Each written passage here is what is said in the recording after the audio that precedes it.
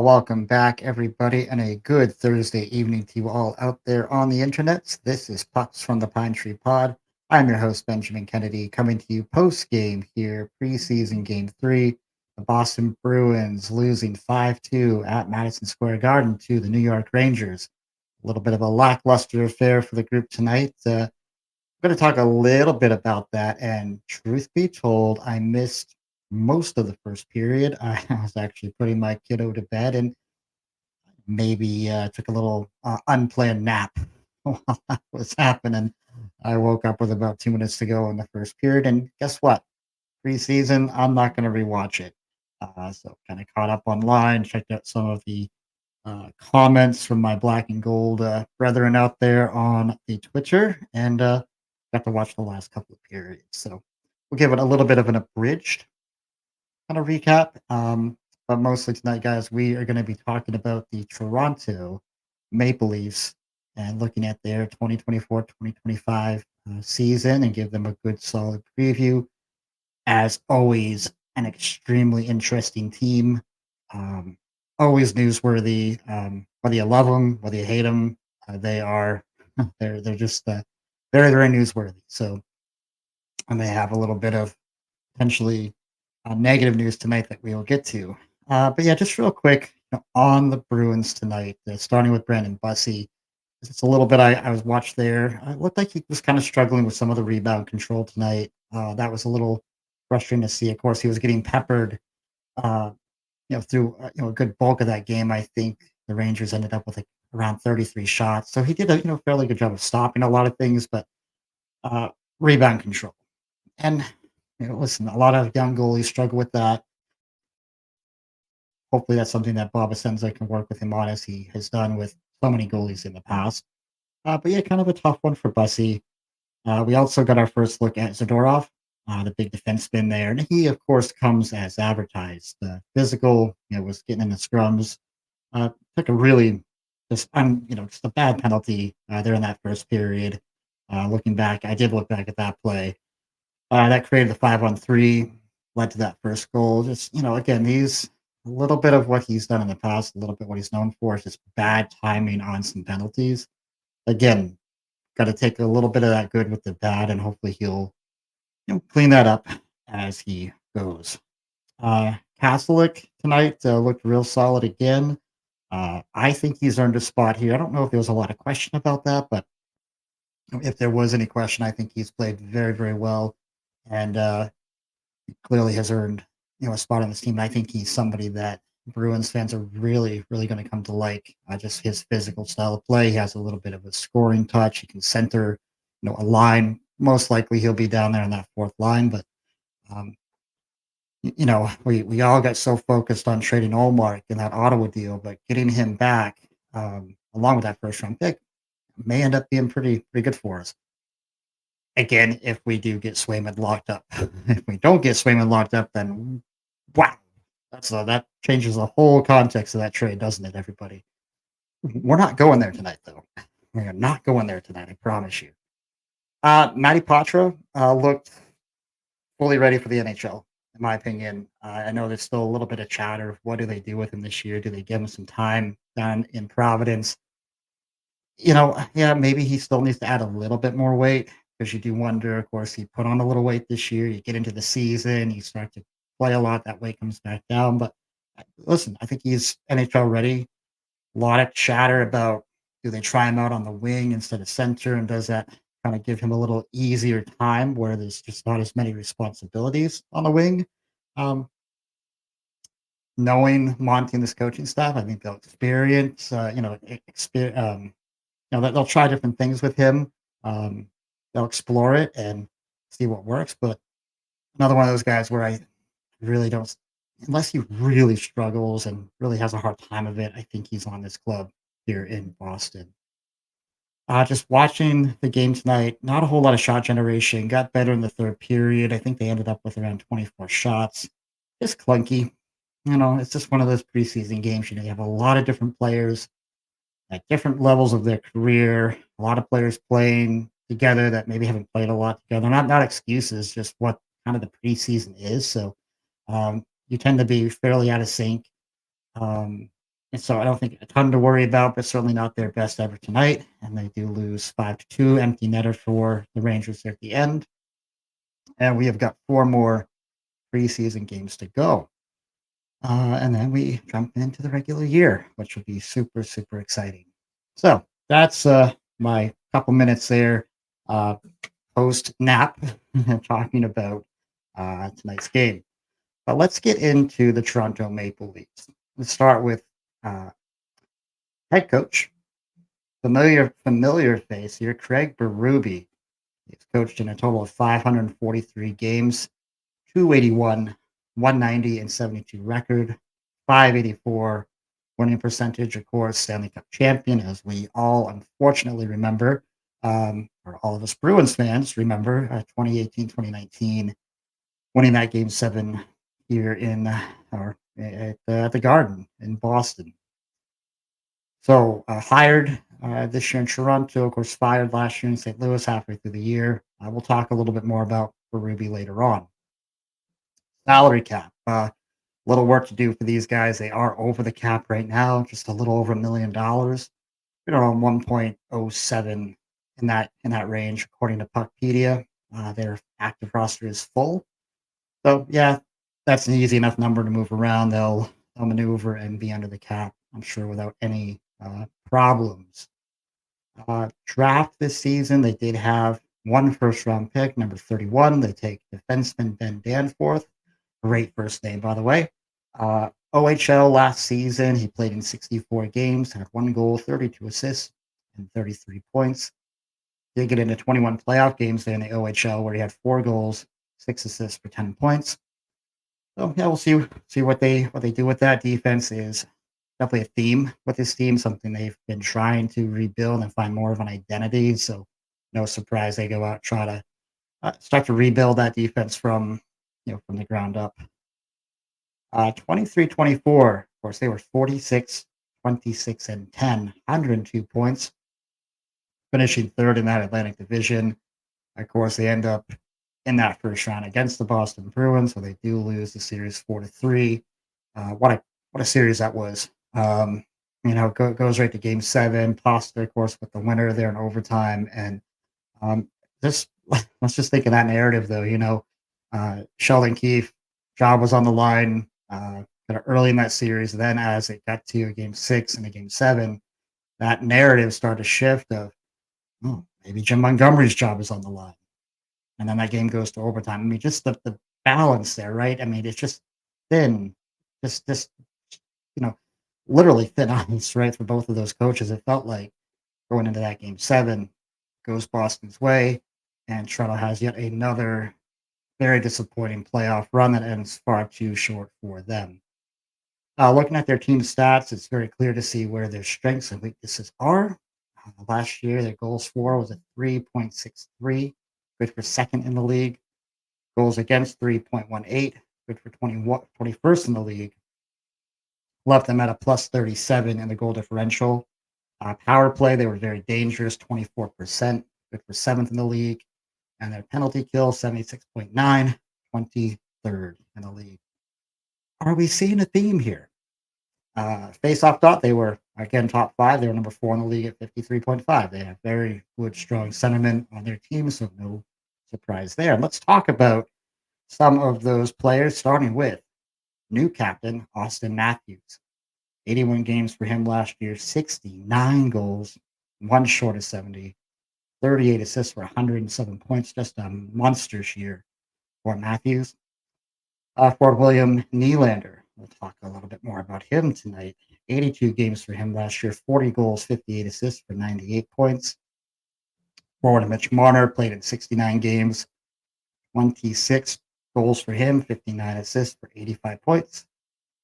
Former captain, forward John Tavares, 80 games played, 29 goals, 36 assists for 65 points. And defenseman Riley Morgan, listen to me, Morgan Riley. Let's call him by his right name, Ben.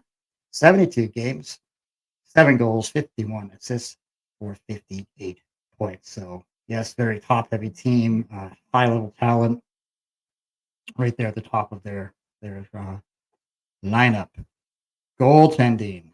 This will be another interesting topic. Joseph Wall, 25 games played for him last year, had a 12, 11, and 1 record, 2.94 goals against, and a 907 save percentage. And they do bring over from Florida Anthony Stolars, who got into 27 games last year as a backup, and a 16, 7, and 2 record, 2.03 goals against, and a 925 save percentage. So very, very good numbers for him. Of course, Samsonov out the door. We'll talk about kind of comings and goings here in a second. He was kind of their de facto starter last year. And of course, Matt Murray, still in this organization. Some thought maybe he's third, maybe fourth on the depth chart organizationally right now. So really kind of not really sure what their plans are, where his health is, or what they're planning on, because really they've got the 2022 fourth round draft pick, Dennis Hildeby, who has been in the American League. And last season, Hildeby played in 41 games down there for the Marlies. And just a very good year for himself, 21, 11, and 7 with a 2.41 goals against and a 913 save percentage. So, you know, he's getting close, perhaps, to being ready. So maybe, quite honestly, maybe he's third on the depth chart and Murray might be fourth. Don't really know. We'll talk more about goaltending again here in a second. Additions this year. They did go out and try to address some of their major needs, signing defenseman Chris Tanev. Uh, I really think their best get of the offseason. The aforementioned goalie Anthony Stolars. They also, from Florida, get defenseman Oliver Ekman Larson. Defenseman Yanni Hakanpää comes in, and Max Pacioretty, longtime veteran, on a PTO. As of recording, he still is not signed. All indicators are he'll most likely sign there, and we'll see, first of all, if he can stay healthy, and what kind of gas does he have left in the tank. A very good player throughout his career, but it's been a couple of years since he's been able to stay healthy. But if he can give them a little juice, could be a good, middle bottom uh, forward depth for them. Key departures: old friend for Tyler Bertuzzi, off to Chicago.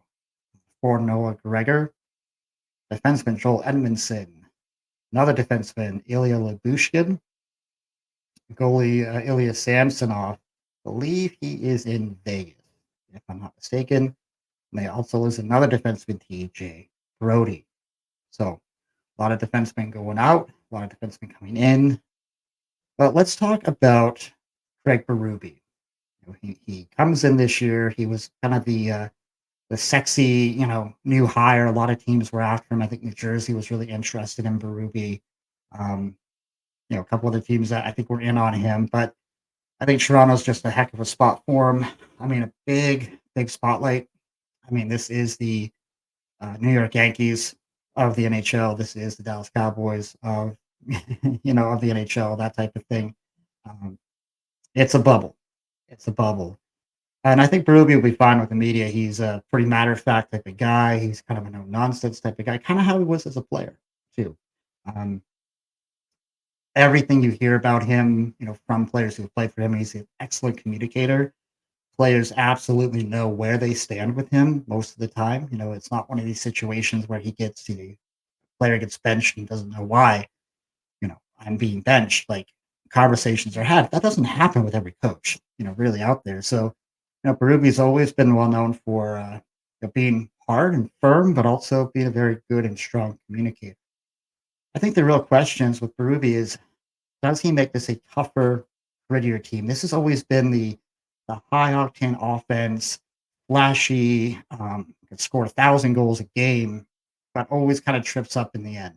Mostly because they don't have the defensive performances, they don't have the goaltending performances there at the end that they really need. And flashy offense is great, but what do we know about the playoffs? Team defense, goaltending will take you so far. I know it's boring. Defense wins championships, right? But listen, kind of true. Defense and running 4 lines. And this has also been a team that's been a little bit top heavy. Um, so does he make them grittier? Does he get that kind of, a lot of people kind of accuse Toronto over the years of having that kind of country club type of feel where it's just kind of a, you know, got all these superstars. It's the big NHL city, the big NHL hub. Um, I do think that he's going to bring in a little bit more of that toughness, though. I do think he's going to have, and again, not to say that Keefe didn't have expectations, not to say that other coaches haven't had expectations. I don't want to say that at all, but I think Berube's voice will just be different enough, and I think his demands are going to be, you want to play for me, you're going to play defense. You're going to play a 200-foot game. If you can't, you're not going to play. Simple as that. Um, and you look at those St. Louis teams that he coached; they were tough to play against. Even it was after was it? I'm trying to remember what year it was. It was the year that Colorado won the championship, won the Stanley Cup. They played St. Louis and they beat St. Louis, but I think that the Blues were the only team to give Colorado any pushback in that playoff. And this is after winning the Stanley Cup for themselves there a couple years prior. Um, so they've he's always had these really tough, hard to play against type of teams. And with that offensive talent, if you can somehow muster up that defensive grittiness and toughness and get that toughness and that consistency out of goaltending, um, yeah, as a Bruins fan, I'm not really excited about that. I'm just not. It might take a couple of years, but we'll see. And it also just may not happen too. We'll also see, right? If Berube can really make that much of a difference. I personally think he does. Hell of a coach. Really did not want to see him in the Atlantic Division, but here we are. What about their defense? Did they do enough in free agency on defense? Of course, we just highlighted they lost Edmondson, Labushkin, Brody. They bring in Tanev, Oliver and Larson, Hockenpot. I do like the Chris Tanev signing. I think that was one of the better gets for them this offseason. The only concern I have is because, again, and you can't fault the Maple Leafs, Tanev plays really hard. He's a kind of an all-in kind of player, kind of fits into any kind of locker room he's ever been in, but he gets hurt a ton. But we just said, hey, they need to get tougher on D. Well, if you want to get tougher on D, you go out and get a guy like Tanev. But he does have a little bit of an injury history, and I was a little bit older, in his career. It's just if you're a Maple Leafs fan, you just hope you get a full season out of this guy. You hope he stays healthy. You pair him up with Morgan Riley. And I just think that you might get a lot even more out of Riley because he'll actually have a real nice defensive mate out there to play with. So um, hoping that he can stay healthy because if he does, I think it does make them much better on defense. I do wonder if they were in on Zadorov or if they were in on Dylan or Pesci or any of these other defensemen that were out there. I mean, I'm certainly glad Zadorov came to Boston, but going out and getting maybe more physical type defensemen, you just wonder if they were in any of those conversations. But Oliver Ekman-Larkman, he of course has had his ups and downs. His Vancouver days, I think we're very kind of home hum, but did really bounce back in Florida last year and really fit into that Panthers system. And they got a lot out of him. Can he replicate that now in Toronto? I think there's fair to say some question marks around that. Hakanpää, yeah, I think he'll be fine. I put him in the middle of that pack, and with what they have coming in and what they have going out, again, assuming Tanev can stay healthy, yeah, I think they improve their defense a little bit. But is it enough? We'll have to find out. We will wait and see. Offensively, guys, no issues here really. This offense will cook all season long. They should be top 5 in scoring. They should be top 5 in the power play. They should be top 5 in the faceoff dot, just like they were a year ago. You're going to have to outscore these guys most nights to beat them. I don't expect any change there. We did have a little bit of a scary situation tonight, though, where William Nylander did leave their preseason game tonight. As of recording, no real update. But left the game. Didn't look all that great. It didn't look as bad as the Doughty injury last night for the Kings, but just any injury to this player, he is so important to this team. You cannot afford to be without William Nylander. So I'm sure there'll be more updates to come over the next day or two. And again, just holding our breath that he's not significantly hurt and hopefully won't be out for any length of time.